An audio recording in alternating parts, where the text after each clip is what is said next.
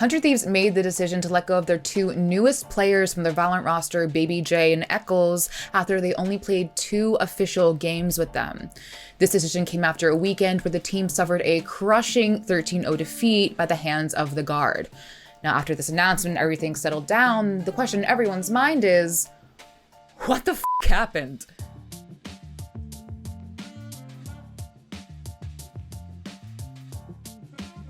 Hey guys, so crazy weekend in the Valorant world, no? Regardless, we saw the VCT Challenger stage continue this weekend. We got our second look at the 2022 100 Thieves Valorant roster. Yeah, second. This is the second time we have seen this iteration of that roster. We only saw it one time before. You guys may remember Steel being benched, Boy coming in, then Nitro leaving, all fun stuff that I have covered before. But last time we saw 100 Thieves compete was at the Last Chance qualifier, where they failed to qualify for champions. Since then, the roster has changed quite a bit. Kiko, Asuna, and Ethan were all still part of the team, but the newcomers were babyj from FaZe and Eccles, who came all the way from the UK to play Valorant in NA. Eccles got his visa approved and was ready to get the ball rolling. babyj called it a dream come true, which it seems like it was. We didn't see them play until the group stages because 100 Thieves didn't need to compete in the qualifiers. So we saw them first compete in the Challenger stage, and things really didn't go well. First, 100 Thieves lost both maps to Cloud9 Blue, which, to be fair, they are considered one of the strongest teams in NA at the moment. But then they faced the Guard. They lost Haven, won Split, and the decider was Ascent. All 3 players now for 100 Thieves, trying to come out in the middle of sight. One person coming out from Cat. There goes the drop from Eccles. Trent and Valinol getting killed. A 4v1. A statement from the Guard. 13-0 over 100 Thieves. Yes, you heard that right. 13-0. Honestly, the team comp was interesting, so obviously things needed to be fixed. It seems like even Nadeshot saw that things needed to be changed and that this should not have been the result. Honestly, between you and me, when I saw those tweets, I was like, okay, I'm excited to see what they'll do. Sometimes things don't work out, and a 13-0 might be pretty indicative of that, so you need to go back to the drawing board. And then the next day, I found out what they drew up while I was playing Valorant. Here's a reenactment of what happened. It's a buy round. I check Twitter and I see 100 Thieves tweeted something 2 minutes ago. I look at it and it's the announcement of 100 Thieves dropping babyj and Eccles from their roster. So I look to this and I promptly go, what the actual f***? Releasing babyj and Eccles after 2 official games seems like an insane decision, especially a day after a loss. It just seems like a hell of an overreaction. It honestly looked like 100 Thieves saw the drama surrounding C9, LS, and the whole league situation, and were like, hold my beer. Pros and NA were sharing their disbelief at this decision. The news coming a day after defeat was one thing, but dropping 2 of your newest players was something else. We found out later that Bang and JC Stanny are now on loan and would be taking the now empty spots. Sitting here now, it is still so shocking. Seeming to be sensing everyone's confusion, Nadeshot posted a video to Twitter explaining his side of things.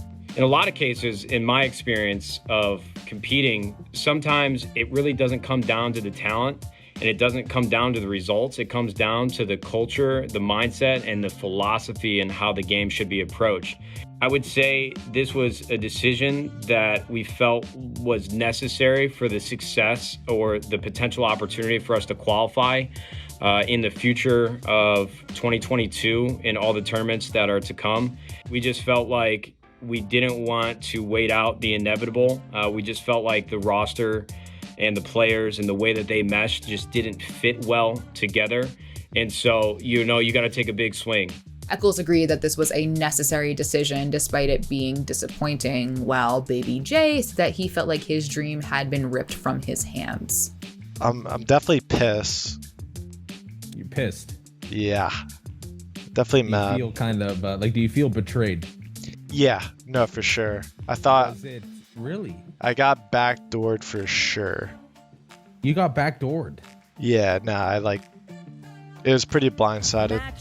Eccles said he didn't see it coming and seemed to put the blame on himself, saying as the IGL, if he could not get his team to do what he wanted the way he wanted, then that was on him. I didn't see it coming. I wasn't like, okay, you're going to get caught type beat. It was like, I understood though that if I didn't perform well, it's not like I can have a free ride here, you know what I mean?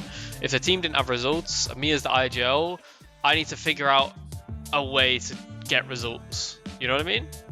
And like obviously, if I could be saying the correct things, but if I can't get the people to do them the way I want them, then that's still on me as an IGL. This is what I'm learning. Oh, I thought there was a man there. It was my reflection.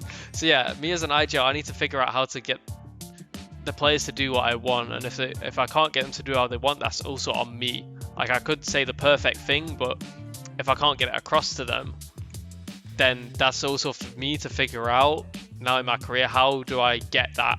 All right, and now that we've gone over all of that, hi 100 Thieves, it's Elizabeth, how are you? I've said this before, I'm not in your practice rooms, I'm not in your scrims, and I have no idea what is going on. Some information should remain private. Since June 2020, you have had 16 players on your team. 2 of them were dropped after they only played twice officially. Like, let's say I'm a free agent and I see this sends a hell of a message. Let's say in this imaginary world, I am trialing 100 Thieves and they offer me a spot. 100 Thieves, you have given me every reason to say no to you and very little reason to consider your offer. Because as a player, I would be absolutely terrified. Like, it seems like having a bad game is absolutely unacceptable and I would be out of a job. Why would I say yes to that offer? To become the next world record holder of 100 Thieves roster speedrun getting dropped any percent? Seriously, though, I think this whole situation underscores the volatility of esports and the complete lack of job security. At any point, if an org feels a morsel of buyer's remorse, they're able to immediately rectify that to satisfy their anxiety.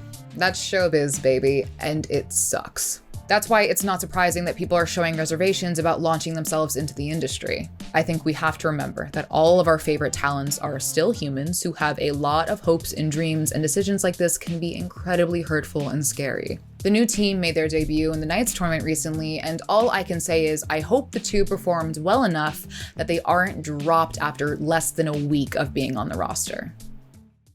100 Thieves, you have given me every reason to say no and every very little reason. Every reason to say no to an offer and and seemed to put the blame on himself, saying that as an IGL, if he... And then the next day, I found out what they drew up. That sounds like threw up. What the fuck? That's funny, I'm funny. Okay.